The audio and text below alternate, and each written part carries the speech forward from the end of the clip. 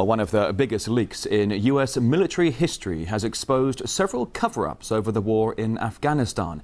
It includes the deaths of hundreds of civilians.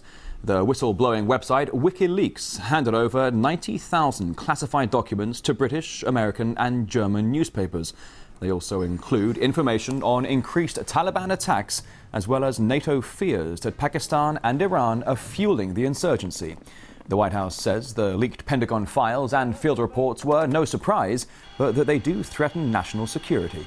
RT's Laura Emmett has more from London.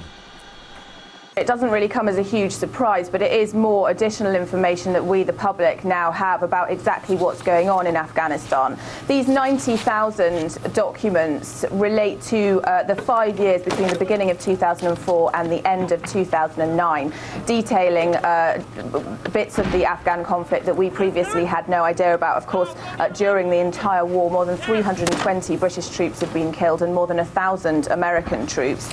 There's a lot in these documents about the toll that the war has taken on Afghan civilians. There are 144 separate incidents detailed in these files. Some of those deaths come from controversial airstrikes that the Afghan government's already complained about, but some of them come from just troops shooting and killing random passers-by, motorists, motorcyclists, just to protect themselves from the fear of potential suicide bombers. And altogether in these reports there are details of 195 civilians having been killed and 174 wounded, and there's reason to believe that that's a huge underestimate for this period. There's also some information about Pakistan, which of course the US government gives $1 billion a year to help them fight the insurgency in Afghanistan. And the report suggests that the Pakistani spy service in fact holds secret meetings with the Taliban to organise the militant groups that are fighting these US soldiers. So Pakistan appears is alleged to be doing exactly the opposite of what the US has asked it to do and is paying it to do. Well, this specific dossier, it's not clear where this came from, and Julian Assange won't discuss where these 90,000 documents came from. But we can assume that it comes from some sort of inside source, merely because in April there was a similar leak, a video which Julian Assange of WikiLeaks put on his website, which showed Apache helicopters essentially gunning down two Reuters cameramen on the streets of Baghdad.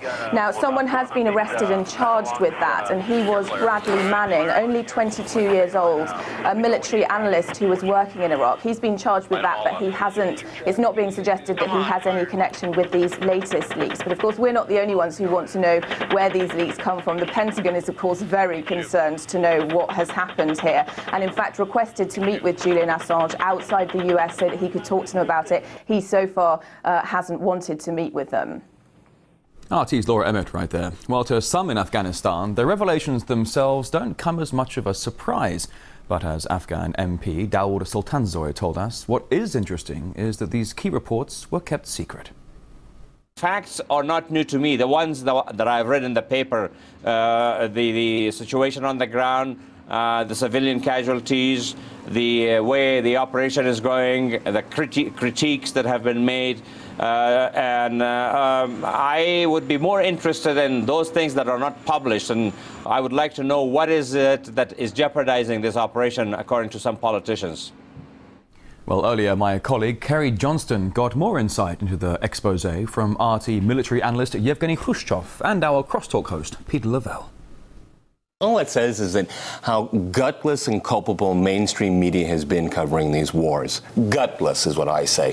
Most of this information you could have found out yourself if you'd just tried a little bit, talked to witnesses.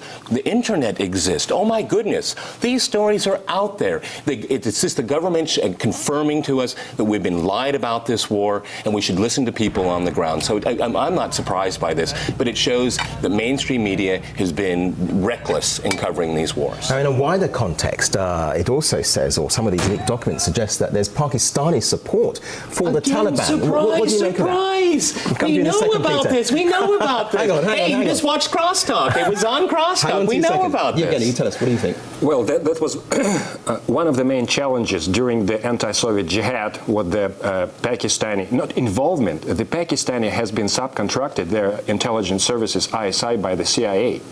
And that's the whole point.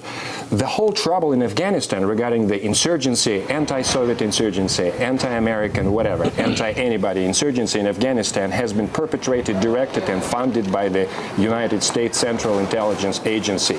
They're their partners. The ISI and CIA, they're just in cahoots.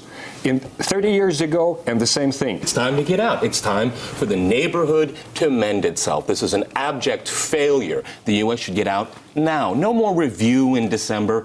This is the review. The review is it's a disaster. Get out of Afghanistan.